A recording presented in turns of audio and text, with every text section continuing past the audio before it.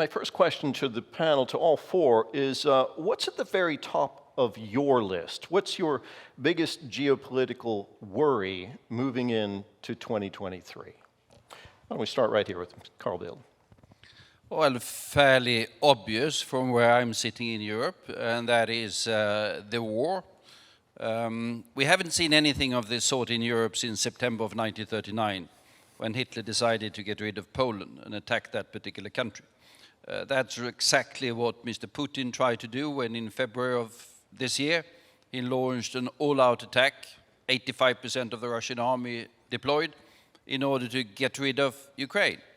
And of course that is a fairly, well, to put it mildly, fundamental challenge, not only against the security order of Europe, but against the global security order. We should not forget that if we go back in history and look at after the Second World War, we had the War Crimes Tribunal of Nuremberg in Tokyo. And they concluded that the prime crime, the most serious crime of international law is the crime of aggression. And Mr. Putin has committed the crime of aggression. And it is of vital importance for Ukraine, needless to say, for Europe and for the world that he doesn't succeed. So that's going to be my main concern for the coming year, this year and coming year, that we continue to give Ukraine the political diplomatic support, the military support that European nations and the US are giving, as well as the financial support that is necessary. We have the greatest wave of refugees in Europe that we've seen since 1945, since the Second World War. And we have a Ukraine economy where Russian missiles are destroying the industrial infrastructure on a daily basis. So there's a need both for the political, the military, and the financial support in order to make certain that this aggression does not succeed. For the first, it's very difficult sometimes to make estimates what's going to happen. I just read recently The Economist published in December last year, making a forecast for the global community or global politics for 2022. And can you imagine, the potential war in Ukraine was not mentioned. Not at all. Not a single word about that. And in today's discussion, that is absolutely topic number one. I agree with Carl that it's going to stay there. It's going to have a major long-term impact. And the consequences of this war are immense as well. So we are going to see financial consequences, we are going to see energy consequences, food supply consequences, supply chain consequences. But then I have to say that I'm also optimistic one. I have seen so many crises already that I have learned that after crisis something positive will happen as well. And I assume that this crisis will lead to some positive consequences as well, but let's return back to them later on. No, but I think that's an important point that you made. We do have these concerns about what's coming, things that we can anticipate or that are already here, but we don't know what 2023 will bring. So the unknowns, as it were, are of concern. Reins. Yeah, well, I don't disagree with what you two have said. I completely agree, but from the perspective of an American perspective, as far as the foreign policy issues facing the world, I can say that as a partisan Republican and a highly partisan electorate in the United States, I'm pretty positive about one aspect of all of this. I think we're in a rare point in the United States where there's generally some unity behind our opposition of Vladimir Putin and what he's done in Ukraine. We have unity that China is ripping off the world and that they need to be confronted long term. And there is general unity about the fact that the United States it was time to get out of the Middle East, out of Afghanistan. Now, not obviously the way that the withdrawal happened was an embarrassment, but there is unity right now in the United States in regard to our foreign policy. There are people who disagree with how much money is spent or where, but generally, I think that there is some positives out of where we're at. Now, in regard to what I think is the long-term challenge, certainly Putin needs to be defeated and the war in Ukraine needs to be prosecuted the way that it's being prosecuted, if not even further. Some of you may have seen that the Democrat leader in the Senate, Chuck Schumer, has called for another $12 billion of aid to Ukraine. That's an enormous amount of money, and I think he's going to get it. I think the Republicans and the Democrats there will be enough unity between the two parties that the continuation of support of Ukraine will continue to happen. I think people are positive about their general view of what's been happening in NATO. I think people are encouraged, obviously, by the membership of Finland and Sweden into NATO. And I think that the opposition of what's happening within the Republican Party is very small. Okay, Ryan, excuse me for interrupting Yep. you, but I was just, because this is just a kind of opening up, I'm trying to Yep. find out what's top on your mind. What keeps you awake at night? I mean, it's understandable that Sweden, and particularly Finland, being right next door to Russia, that the war in Ukraine would be dominant for them as in terms of a concern for geopolitics moving into 2023. But do you have a top line, you say, number one item? Number one is China. Is China. Number one Okay, is China. Great. Both, Thank you. I suspected that might be the case. Okay. Thierry de Montbriand. So, on the top of my mind for 2023, as a Frenchman, I should say 3 points. In fact, I will say 4 points. First, the collapse of the global order. But in fact, the collapse of the global order did not start in 2022. It started in 1990, 1991, because my understanding is that since 1990, 1991, there has been no really agreed new international order. But this, of course, is a point to be discussed. So what we are witnessing is a massive aggravation of the collapse of the post-war order. Second, the outcome of the war in Ukraine. It's not clear at all at present.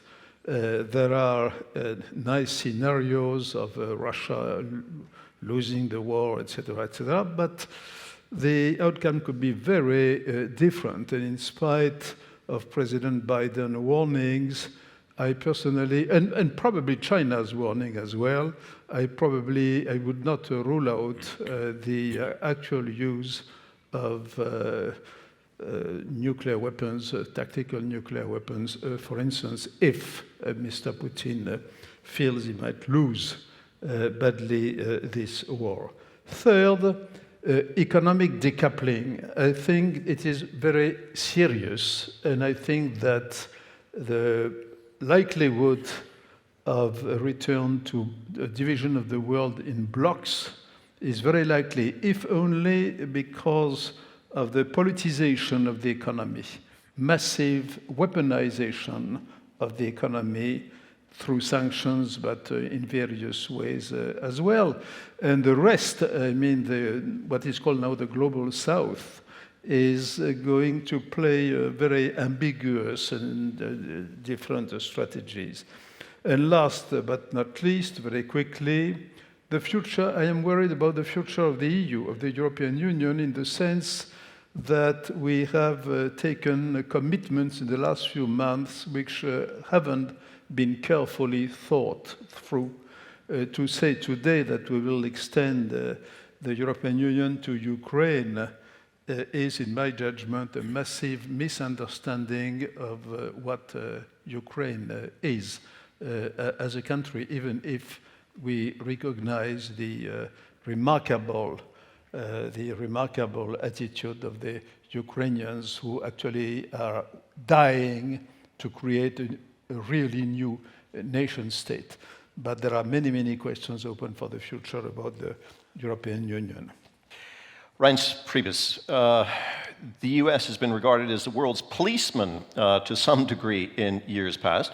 The European Union, and well, Europe in general, has relied very heavily on the U.S. within NATO for its protection, for its defense shield.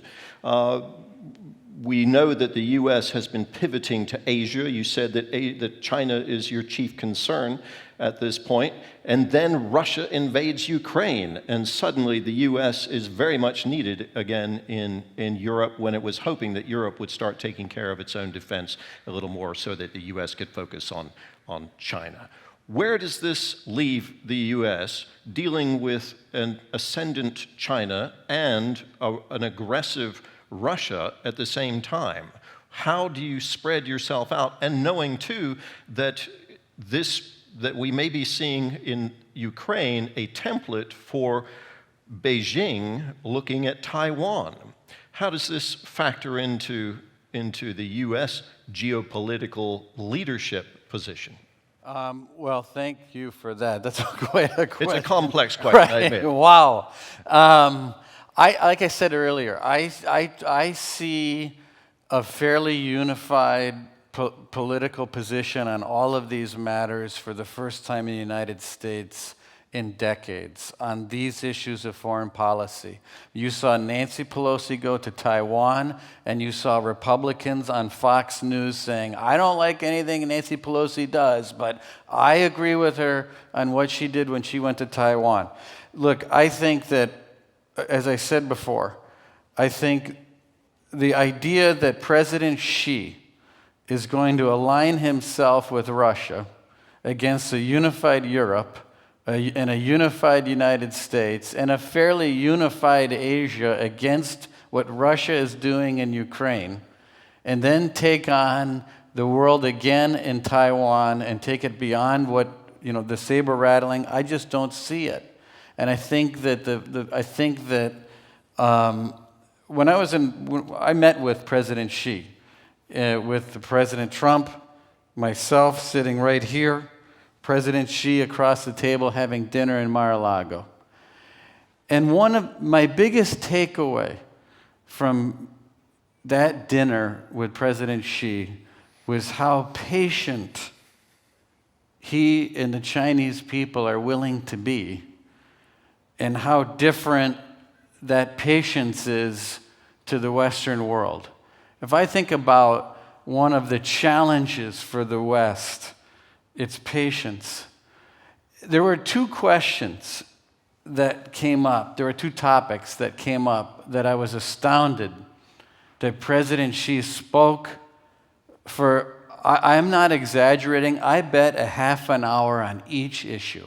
One was Japan, and he went through the entire history of China and Japan in 30 minutes, but he didn't stop talking.